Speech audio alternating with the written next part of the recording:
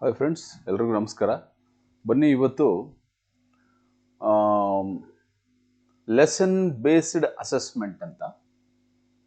Lesson based assessment ಅನ್ನೋದ್ರ ಬಗ್ಗೆ ಇವತ್ತು ಮಾನ್ಯ ಸರ್ಕಾರದ ಗೌರವಾನ್ವಿತ ಪ್ರಧಾನ ಕಾರ್ಯದರ್ಶಿಗಳು ಹಾಗೂ ಮಾನ್ಯ ಗೌರವಾನ್ವಿತ ಆಯುಕ್ತರು ಹಾಗೂ ಸನ್ಮಾನ್ಯ DSCRTಯ ನಿರ್ದೇಶಕರು ಇವತ್ತು ಒಂದು ಯೂಟ್ಯೂಬ್ನಲ್ಲಿ ಲೈವ್ ಒಂದು ಸಭೆಯನ್ನು ನಡೆಸೋದ್ರ ಮೂಲಕ ಎಲ್ಲ ರಾಜ್ಯದ ಶಿಕ್ಷಕರಿಗೆ, ಮುಖ್ಯ ಶಿಕ್ಷಕರಿಗೆ, ಅಧಿಕಾರಿ ವರ್ಗದವರಿಗೆ ಮತ್ತು ಈ ಒಂದು 25-26ನೇ ಸಾಲಿನಲ್ಲಿ SSLC ವಾರ್ಷಿಕ ಪರೀಕ್ಷೆಯ ಫಲಿತಾಂಶ ವೃದ್ಧಿಗಾಗಿ ಏನೇನು ಕ್ರಮಗಳನ್ನು ನಾವೆಲ್ಲರೂ ಅನುಸರಿಸಬೇಕಾಗ್ತದೆ ಅಂತ ಅನ್ನೋದ್ರ ಬಗ್ಗೆ ಮಾನ್ಯರು ಒಂದಷ್ಟು ನಿರ್ದೇಶನಗಳನ್ನು ನೀಡಿದ್ದಾರೆ. ಅವುಗಳನ್ನು ನಾವು ಒಂದೊಂದಾಗಿ ನೋಡ್ಕೊಂಡು ಬರೋಣ. ಓಕೆ, ಏನಪ್ಪ? ಮೊದಲನೇದಾಗಿ SSLC ಎಕ್ಸಾಮಿನೇಷನ್ 25-26 ಸಾಲಿನಲ್ಲಿ ವಾರ್ಷಿಕ ಪರೀಕ್ಷೆ ಫಲಿತಾಂಶ ವೃದ್ಧಿಗಾಗಿ ಯಾಕೆ ಇದನ್ನ ಇನಿಷಿಯಲ್ ಸ್ಟೇಜಲ್ಲಿ ಸಾಹೇಬರು ಹೇಳಿದ್ದಾರೆ, ಮಾನ್ಯರು ಹೇಳಿದ್ದಾರೆ ಅಂತ ಹೇಳಿದ್ರೆ, ನಾವು ವಾರ್ಷಿಕ ಪರೀಕ್ಷೆಗಳು ಅಂತ ಬಂದಾಗ ನವೆಂಬರು, ಡಿಸೆಂಬರು, ಜನವರಿಯಲ್ಲಿ ಎಲ್ಲರೂ ನಾವು ಹರಿಯಪ್ ಆಗ್ತೀವಿ. ಆದರೆ ಈ ಕ್ಷಣದಿಂದನೇ ನಾವು ಈ ಒಂದು ಕಾರ್ಯಚಟುವಟಿಕೆಗಳನ್ನು ನಾವು ಅನುಸರಿಸಿದರೆ ನಾವು ಖಂಡಿತವಾಗ್ಲೂ ಉತ್ತಮವಾದಂಥ ಪ್ರಗತಿಯನ್ನು ಸಾಧಿಸಬಹುದು ಅನ್ನುವಂತಹ ಒಂದು ಸದುದ್ದೇಶದಿಂದ ಈ ಒಂದು ಮಾರ್ಗಸೂಚಿಗಳನ್ನು ನಮಗೆ ನೀಡಿದ್ದಾರೆ. ಅದೇನೇನಿದೆ ನೋಡ್ಕೊಂಡು ಬರೋಣ.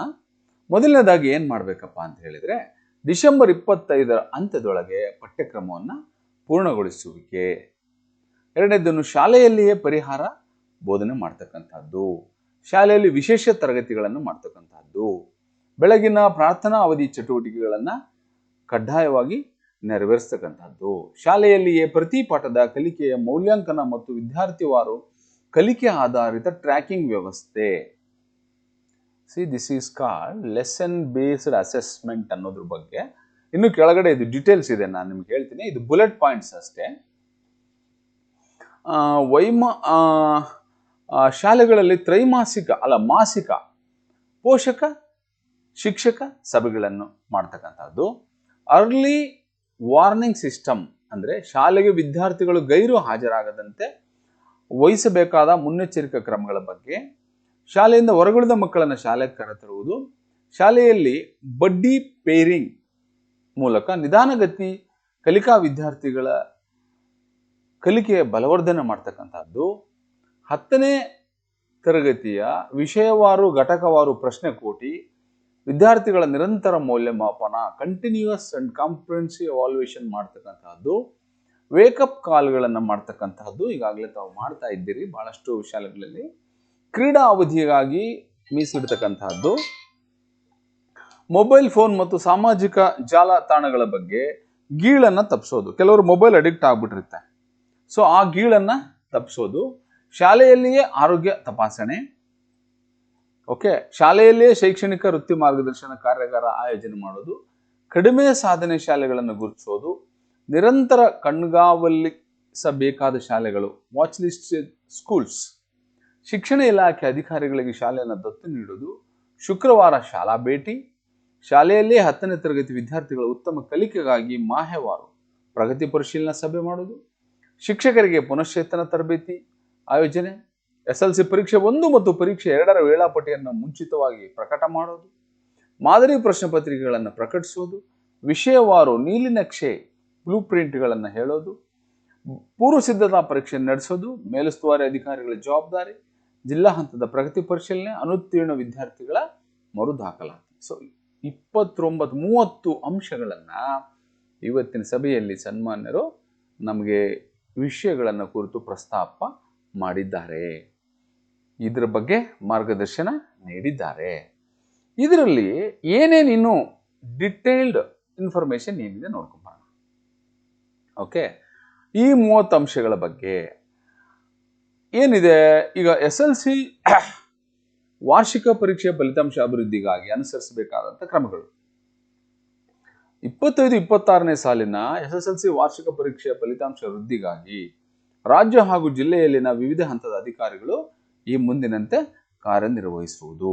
ಏನ್ ಮಾಡಬೇಕು? ಡಿಸೆಂಬರ್ 25ರ ಅಂತ್ಯದೊಳಗೆ ಪಠ್ಯಕ್ರಮವನ್ನ ಪೂರ್ಣಗೊಳಿಸಲಿಕ್ಕೆ ಕ್ರಮ ತಗೋಬೇಕು. ಶಾಲೆಯಲ್ಲಿಯೇ ಪರಿಹಾರ ಬೋಧನೆ.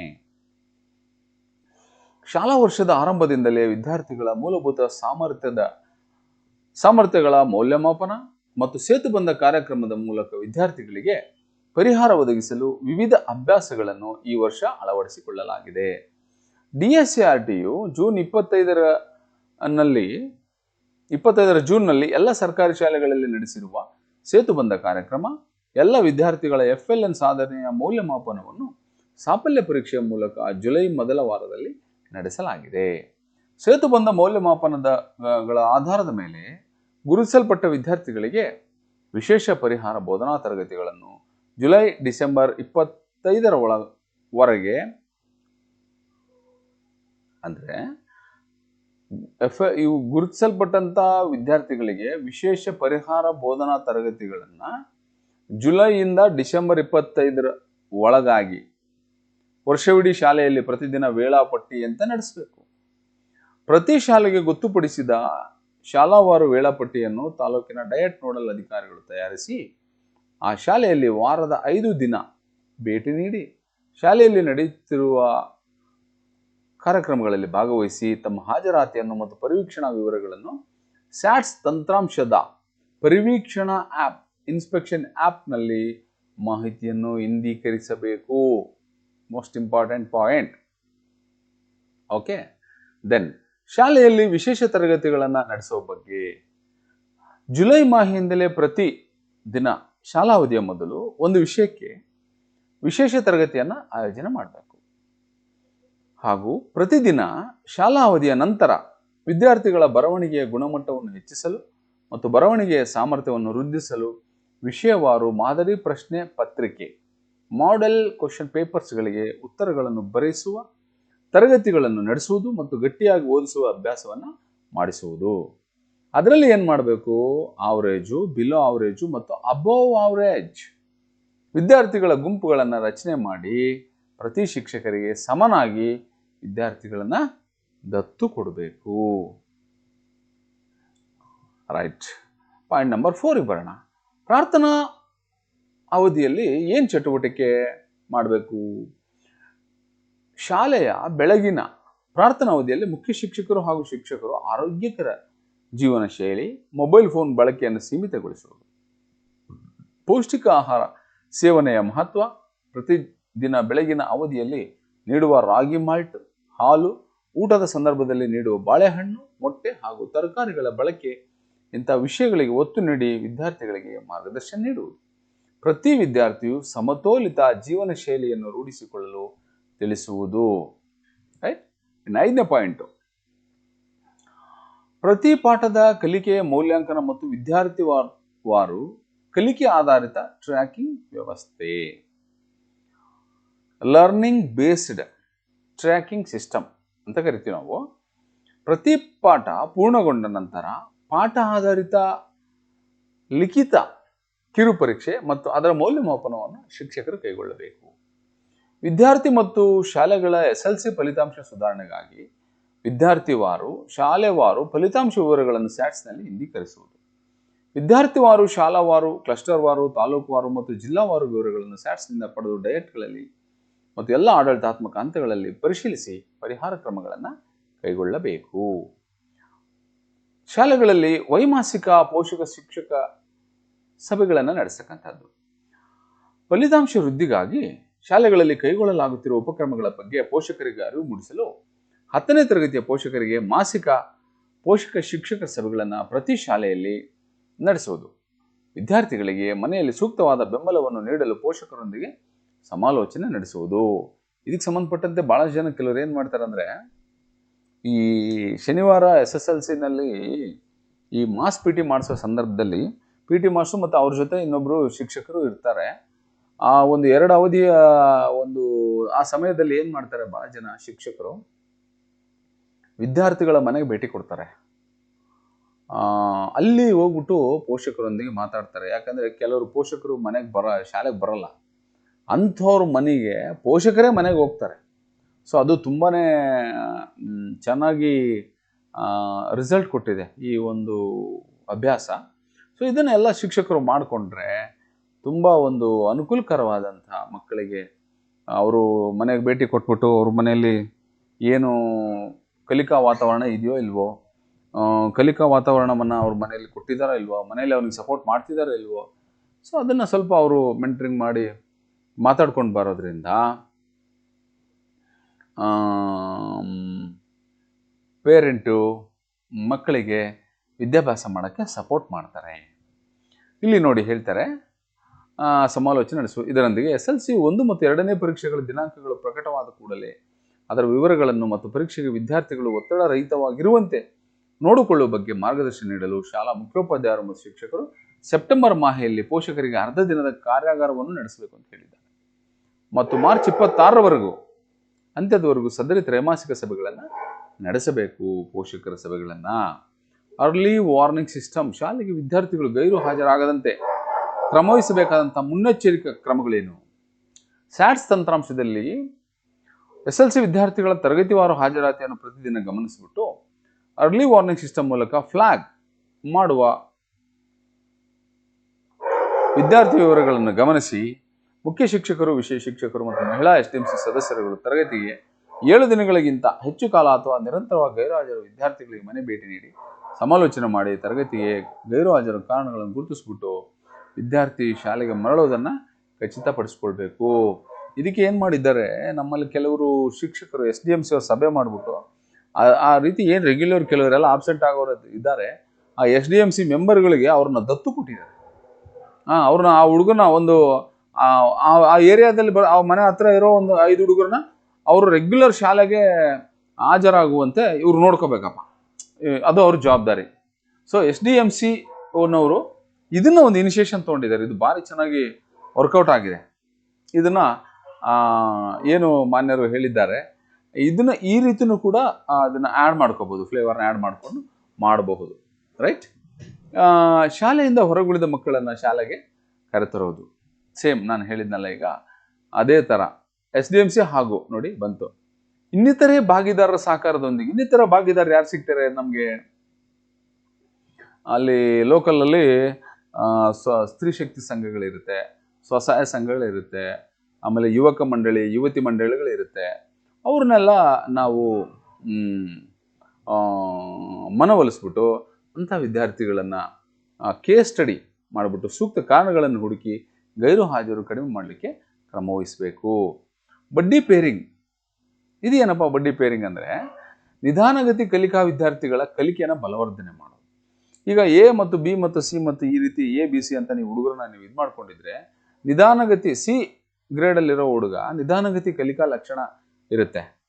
ಅವನಿಗೇನು, ಅವನು ಕಲಿಕೆಯನ್ನು ಉತ್ತಮಪಡಿಸಲಿಕ್ಕೆ ಕಲಿಕೆಯಲ್ಲಿ ಪ್ರಗತಿ ಸಾಧಿಸಿರೋ ವಿದ್ಯಾರ್ಥಿಯೊಂದಿಗೆ ಅಂದರೆ A ತಗೊಂಡಿರುವಂಥ ವಿದ್ಯಾರ್ಥಿಯೊಂದಿಗೆ ಅವನನ್ನು ಗುಂಪು ಮಾಡಿದರೆ, ಅವನ ದೋಸ್ತ್ ಮಾಡಿದರೆ ಅಥವಾ ಒಂದು ಗ್ರೂಪನ್ನು ಮಾಡಿದರೆ ಕಲಿಯಲು ಗುಂಪು ಅಧ್ಯಯನದಂಥ ವಿವಿಧ ಚಟುವಟಿಕೆಗಳನ್ನು ರೂಪಿಸಿ ಕಲಿಕೆ ಸಾಧಿಸಲು ವಿಪುಲ ಅವಕಾಶವನ್ನು ಒದಗಿಸಬೇಕು.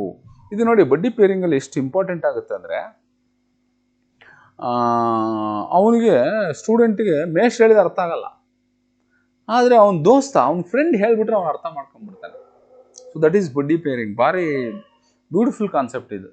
ಇದನ್ನು ನಾವೆಲ್ಲ ಶಾಲೆಗಳಲ್ಲಿ ಬಳಸ್ಕೊಂಡ್ರೆ ತುಂಬ ಚೆನ್ನಾಗಿ ವರ್ಕೌಟ್ ಆಗುತ್ತೆ. ಇದು ಜಿಲ್ಲಾ ಮತ್ತು ತಾಲೂಕು ಹಂತದ ಅಧಿಕಾರಿಗಳನ್ನು 2-3 ಕ್ಲಸ್ಟರ್ ಒಬ್ಬರಂತೆ ನೋಡಲ್ ಆಫೀಸರ್ಗಳನ್ನು ಡೈರೆಕ್ಟ್ ಪ್ರಾಂಶುಪಾಲ್ ಅವರು ನೇಮಿಸಿಬಿಟ್ಟು ಈ ನೋಡಲ್ ಅಧಿಕಾರಿಗಳ ಕಡ್ಡಾಯವಾಗಿ ಪ್ರತಿದಿನ ಒಂದು ಶಾಲೆಗೆ ಭೇಟಿ ನೀಡಿ ಆ ಸಂದರ್ಭದಲ್ಲಿ ನಿಧಾನಗತಿ ಕಲಿಕಾ ವಿದ್ಯಾರ್ಥಿಗಳ ಕಲಿಕೆ ಪ್ರಗತಿ ಆಗಿರುವುದನ್ನು ಸ್ಯಾಟ್ಸ್ ತಂತ್ರಾಂಶದ ಪರಿವೀಕ್ಷಣಾ ಆ್ಯಪ್ನಲ್ಲಿ ಮಾಹಿತಿಯನ್ನು ಇಂದೀಕರಿಸಬೇಕು.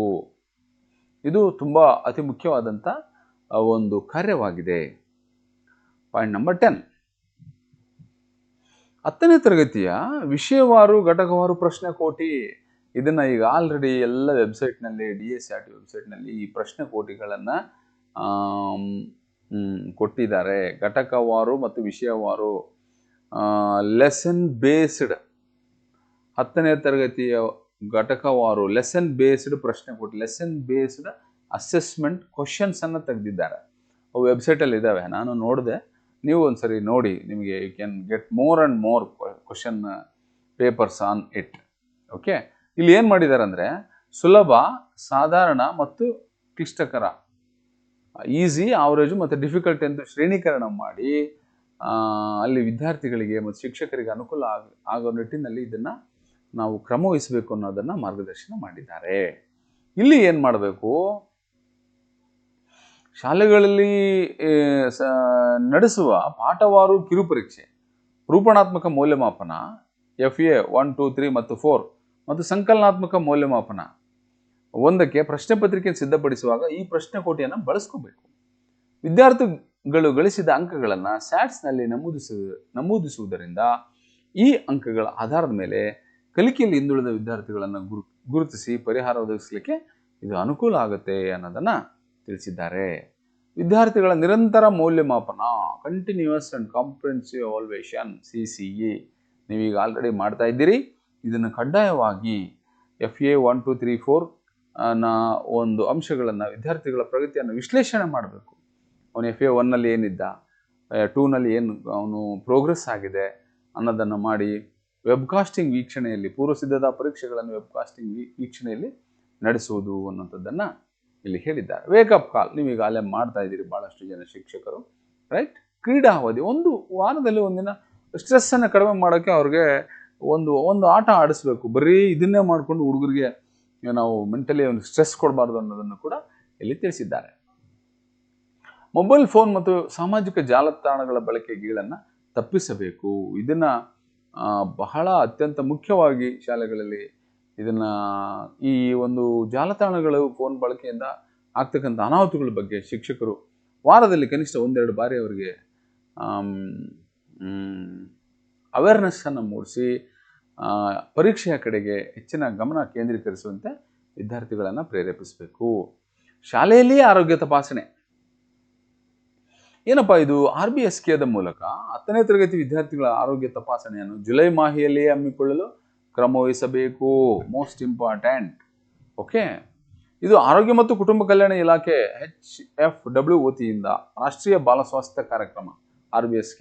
ಇದಕ್ಕೇನು ಮಾಡಬೇಕು, ಹತ್ತಿರದ ನಮ್ಮ ವೈದ್ಯರನ್ನು ಭೇಟಿ ಮಾಡಿ ಶಾಲಾ ಮುಖ್ಯೋಪಾಧ್ಯಾಯರು ಅಥವಾ ಅಲ್ಲಿ ಯಾರು ನಮ್ಮ CRP ಇರ್ತಾರೆ ಅವ್ರ ಸಹಯೋಗದೊಂದಿಗೆ, SDM ಸರ್ ಸಹಯೋಗದೊಂದಿಗೆ ಇದನ್ನು SLC ಮಕ್ಕಳಿಗೆ ಏನು ಮಾಡಬೇಕು, ವಿಶೇಷವಾಗಿ ಹೈಸ್ಕೂಲ್ನಲ್ಲಿ ಎಲ್ಲ ಮಕ್ಕಳಿಗೂ ಮಾಡಿಸ್ತಾರೆ.